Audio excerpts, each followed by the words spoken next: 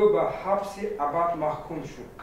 ин қисса дар расонаҳо ба таври густарда пахш шуд ва боиси ҳабси абади Эдуардо гардид. аммо дар давоми 3 сол пас аз марги Ванда Таддей 132 чунин ҳодисаи оташзанӣ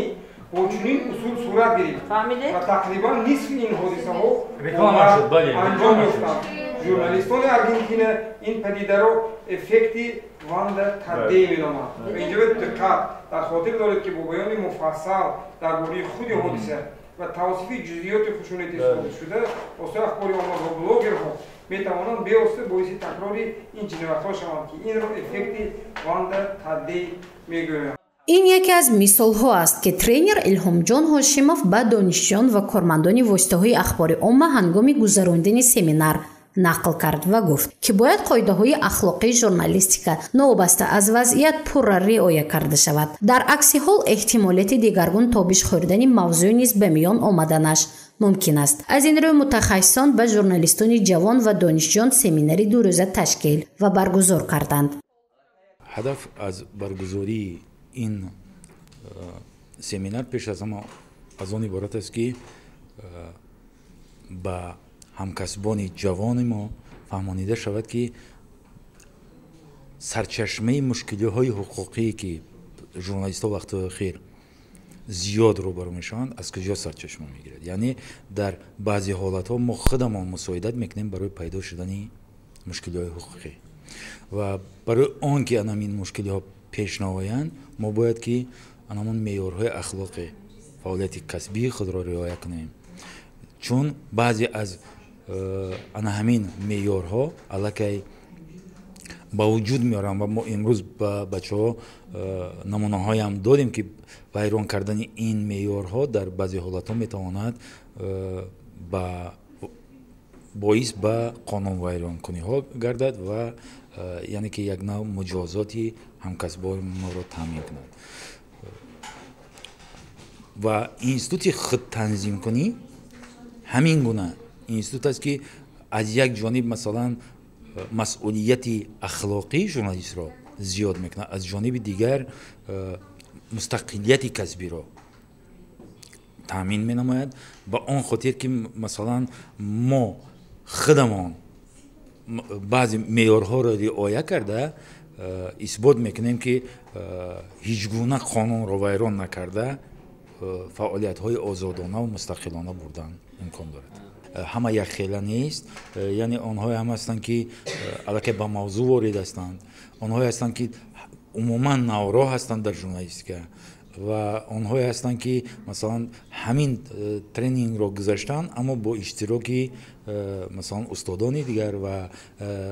албатта фарқ мекунад. шеваи дарсгузарии ҳар тренер ба гунаи худаш фарқ мекунад ва умуман ки ҳар гуна аст, ҳар хела аст ва аз ҳама ҷолиб ин аст ки масалан ҳодисаҳо зуд тағйир меёбанд. мо дар як замони фаъолият дорем ки ҳодисаҳо хеле зуд авҷ мегиранд ва мушкилиҳоро зиёд мегардонанд ва барои фаҳмидани ана ҳамин равандҳо пеш аз ҳама зарур аст ки мо меъёрҳоеро барои худамон муқаррар кунем ва принсипҳоеро дошта бошем ки боиси масалан пайдо шудани мушкилиҳои ҳуқуқӣ ё калавишҳои ҳуқуқӣ нагардад. дар шаҳри хуҷанд семинари дурӯза барои донишҷӯён ва журналистони ҷавон гузаронда шуд. онро шӯрои воситаҳои ахбори ommaи Тоҷикистон дар мавзӯи меъёрҳои ахлоқии фаъолияти журналистӣ дар Тоҷикистон амалӣ кард. яке аз мақсадҳояш дониши ҳуқуқии кормандони воситаҳои ахбори ommaро баланд кардан буд. донишҷӯён мегӯянд бардошту таассурот аз семинар хуб аст. аввалин семинар аст ки ман дар бораи меъёрҳои ахлоқии фаъолияти журналистӣ дар Тоҷикистон иштирок мекунам ва он чизро ки ман имрӯз дар тренинг омӯхтам ин дар бораи сиёсати редаксионӣ чӣ гуна бояд бошад ва мо аввал дар дарсҳо омӯхта будем ки худтанзимкунии воситаи ахбори omma яке худсензура аст, лекин вақте ки дар ин семинар иштирок намудам фаҳмидам ки худтанзимкунӣ ин худсензура набуда, барои ҳифзи воситаи ахбори omma ва барои ба эътимод будани воситаи ахбори omma барои аудитория муҳим аст ва дар ин ҷо боз дар бораи ҳимояи журналистон ки дар нӯҳтаи шӯрои воситаи ахбори omma мебошад муҳимтар аст ва اساساً درباره آن مسائلی که در حفظ حقوق شهروندان که در همچون و یا در مواتا پیشنهاد می‌گردد آنها چگونه است و اساساً درباره با حساب گرفتن آنها که ژورنالیستان باید چگونه به خطایا راه ندهند و توسط آموختن چنین معیارهای اخلاقی در آینده برای کسب خودمانی استفاده بردنش مهم میباشد. باید گفت که در سمیناری مذکور بجز از موضوع معیارهای اخلاقی فعالیت ژورنالیستان تاجیکستان همچنین تاریخ پیدایش معیارهای اخلاقی ژورنالیستان در دنیا و تاجیکستان، ماهیت خود تنظیم کنی واسطه‌های اخبار عامه، وظیفه‌های کسبی و پرینسیپ‌های اساسی فعالیت ژورنالیستی، مستقلیت سیاست رداکسیونی، صحیحیت اطلاعاتی و مناسبت موثقانه به منبع اطلاعات بررسی کرده شد. در دو روزه سمیناری که وابسته به معیارهای اخلاقی ژورنالیستی در تاجیکستان بود، بسیار چیز مفهوم‌هایی که وابسته به معیارهای اخلاقی است درک کردیم، از جمله چی بودن سیاست رداکسیونی، خود تنظیم کنی و سنزور معنوی و همین مفهوم‌ها برای ژورنالیست در فعالیت آنها چی نقش گذاشته می‌تواند. در این خصوص معلومات کافی دریافتیم و همزمان به سوال آن که در کدام وقت هر ژورنالیست و یا دلخواست های اختصاص در کدام وقت خود را میتواند جسور حس کند وقتی اگر از روی معیارهای اخلاقی و حقوقی فعالیت خود را پیش برد و در راه راست است و در مجموع درباره آن که